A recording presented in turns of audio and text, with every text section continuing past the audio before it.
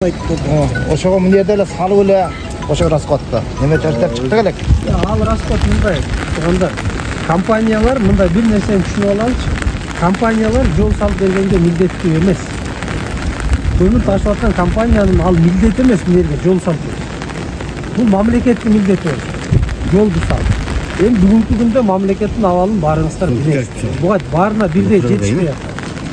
Ошол себептен компанияларга биз альтернативный жол салгыла деп өзүбүз сунуш берип атканбыз.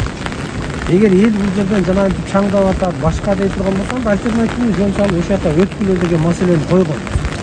Анан азыр мына үстүндө дагы сүйлөшүп келатабыз.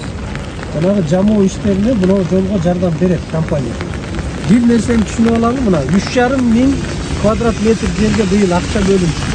Москвадагы журтташтарга жарыя, алыстагы мекендештер, сиздер үчүн Айдын клиникасы каалгасын ачты. Дареги текстильщик метросу, Люблинская көчөсү 17, 3 корпус. Медициналык борбордо стоматология күнү-түнү иштейт. Ал эми терапия, гинекология, урология бөлүмдөрү, балдарды сүннөткө отургузуу, анализ тапшыруу, УЗИ. Саат 9-дан 21:00-гө чейин жума бою дем алышсыз кызмат көрсөтөт. Айдын заманбап жабдууларды орнотуп, тажрыйбалуу такшалган дарыгерлерди гана ишке алган. Клиниканын стоматологиясында рентген жана консультация акысыз. Ишемби жана жекшемби күндөрү тиш жолуу бекер. Мамлекеттен ямычный жасаган. Бул эми Өзгөн району боюнча. 3,5 миң квадрат метр деген бул 4 миң мынандай тешикти жамалат деген сөз да, 4 миң үчтүк. Каяка жетет Өзгөн району. Мунугуна Мырзакен менен Карашоронун ортосу канча тешик? Анан ошон үчүн биз компаниялардан суранып атабыз. Компаниялар азыр эми мамлекет мындай абалда турат. Баары жетиштүү эмес, силер бизге жардам берип туругула. Анан Кудай буйруса биз да Кыргызстан бутубузга туруп, сонун убакыт келет. Биз да силерге колдон келген жардамды беребиз деп ошолордон суранып, азыр асфальт акча которуп атат. Жанагы депке, ишканага, жол тейлөө ишканасы. Эми алар азыр мынагу оор участкалар башынан баштап 3 айылдан жол жарабай калган жерлердин баардыгын аныктап чыктык. Ошолордон баштайт Кудай буйруса. Азыр кичине жамгыр базылса, ямычный иштер башталат. Полностью төгүп чыгат. Анан эң негизги маселе бу жерде айдоочулар менен элдин ортосундагы эле мамиле. Мисалы айдоочу деле бул ноокаттан же таластан көлдөн келген эмес. Балдар ушул айылдын ушул өрөөнүн балдары. Жашоочулар деле ушул жерликте. Жанагынтип айдаганда 500 метр аралыкты сактап, бири-бирибизди карап, ошентип эле айдасак, эл бири-бирине түшүндүрсөк эле маселе чечилет. Эми болгону 15 километр болуп атат, калганын бүт эле кайрылып мына жол кошулуп кетет экен. Ошону бул жака салбай эле койсо, бизге да жакшы болот эле. Чормоз бар, анан кийин чормо төлөп беребиз, анан мындай да аны кереги деле жок эле да. Анан мынау дагы бир мына көпүрө салып берсе дейсиң эргечи. Бул көпүрөнүн дептин балансында бул депутаттар келип неме кылып, аны салып беребиз деп кетишти да. Ошойдон дагы калып калдым, аны коюп көпүрө салып берип койсо да. Берге азыр дептин балансында көпүрөкө жана эле ушул жөнүндө сөз болду. Ушул жери боюнча. Деп алда турбаларды койдук деди, азыр акча бөлүнөт. Акча бөлүнсө, акча түшсө эле 1 айдын ичинде көпүрөнү бүтүрөбүз деди. Бул дептин балансында жакшы болот эле ошо. Көпүрө. Ал жазалат Кудай буйруса. Эми мындай да туугандар. Өзгөндө өнүктүрөбүз десек, биз өзүбүз эле, силер менен биз, башка эч ким келип өнүктүрүп бербейт. Мынагу жолду жасайбыз дагы, сактайбыз десек деле биз өзүбүз, башка эч ким келип бизди өнүктүрүп бербейт, биз сактап да бербейт жолду. Ошон үчүн Кыргызстанды деле өнүктүрөлү, өстүрөлү десек, бизге эле керек. Кыргызстанда жашаган жарандарга эле. Кыргызстандын башка эч кимге кереги жок. Сырттан башка бирөө келип өнүктүрүп, өстүрүп бербейт.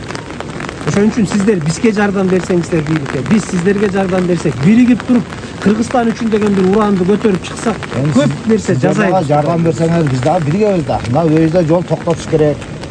Анан мына жол неме мынанда жол турат, негизи жол турат. Мына шу ошону ушуга жумшаса, сиз жолду зыңк эле болот. Жана альтернативный жол деген баягы эл агайын чыгарып атат дегенден кийин быйыл 3,5 километр асфальт бөлүнүп турду бизгече.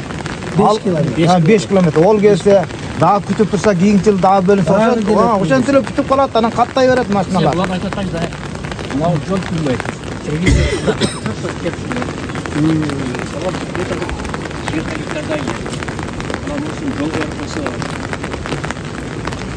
Болгон чормо ошолда, мына жакта чормо бүт токой таш болуп, жайыт болуп, жок эчтекечи. 2 porter 3 porterden çoğal alып 1 Жок, porter. аны сүйлөштүк, анда маселе жок. Ошону чечип Аны берсеңиз. бирөөлөр каалап анан ошол жака барып жазып аткан жери жок. Баягы айласыздыктан болгон сөз бул. Эгер ушинте берсе, ушундай кыла берсе. Эл деле тозбойт, каттай берсин бу жерден. Аякка жол салбай эле койсун. Самый главный ишкерлерге тозбойбуз, биздин айылча. Эң негизи биз ишкерлерге бут тоскойлу. Ооба. Мына азыр эле сүйлөшүп келатабыз. 50 миллион сом бир ишкана 50 миллион сом салык төлөйт.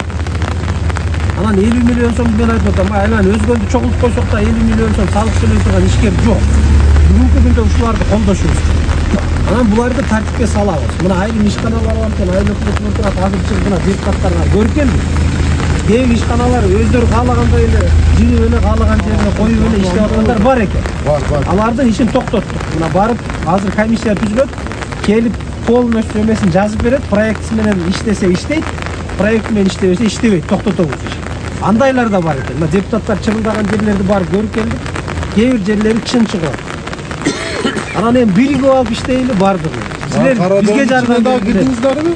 Жок, аяка жеткен жок. Биз сиздерге жардам берели, Кудай буйруса. Анан дагы менде бир суроо бар. Ана ал жерде пост бар го, Салмайтта. Ошону алып эле койсо. Transport postu. Жана эме таразан айтты. Онун ого кеткен расход биздин өкмөткө түштүрсө кичине жардам болот эле айылгача. Шофурлардан түштүрсө ошого кеткен эмелерчи. Расходко. Кантип түшөт? Эми ар бир КамАЗ алерге 300 сомдон 500 сомдон берип өтүп атпайбы? Ошону биздин өкмөткө төгүш керек да. Ошол берилбейт да. Ошондо бизге дагы айылга жардам болот эле. Канча миллиондон акча түшөт эле. Кудай буйруса азыр транспорт инспекциясы менен милицияны азыр бириктирип экипаж менен коебуз буяка. Өзүбүз дагы келебиз, комиссия кылып бүт бардыгын мамлекетке түшө турган кылабыз. Акча эч убакта бирөөнүн чөнтөгүнө кетпеш керек. Ал посту да тазалайбыз. Жана иштегендердин бардыгы мен транспорт инспекциясынын башчысына айттым, иштегендерди 100% алмаштырасың дедим ал жерде. Анан бир жолун табабыз, канткенде бир эмеге келебиз. Мындайда биз бири-бирибизди алдаган менен эчтеке мындай пайда жок мамлекеткечи. Айдоочу тигин алдайт, тигин транспортный муну алдайт, түшүнтө бергенибиз менен только мамлекет эле азабын тартат да. Ошон үчүн эгер биригип алып силер бизге жардам берип, жанагындай коррупциялык элементтерди ачыктап, жолду оңойлуу түздөйлүү деп бири-бирибизди бир тарбияга салып кете турган болсок, мындай талаша турган, тартыша турган бул жерде эчтеке жок. Бир гана мамлекетке пайда болуш керек. Мамлекетке канча көп пайда түшсө, элге ошончо жакшы шарт түзүлөт. Биздин суралышы ошойдон чыккан. Болду, ал болот, ал жолдон Боюнча альтернатива боюнча маселе болду да. сүйлөштүк.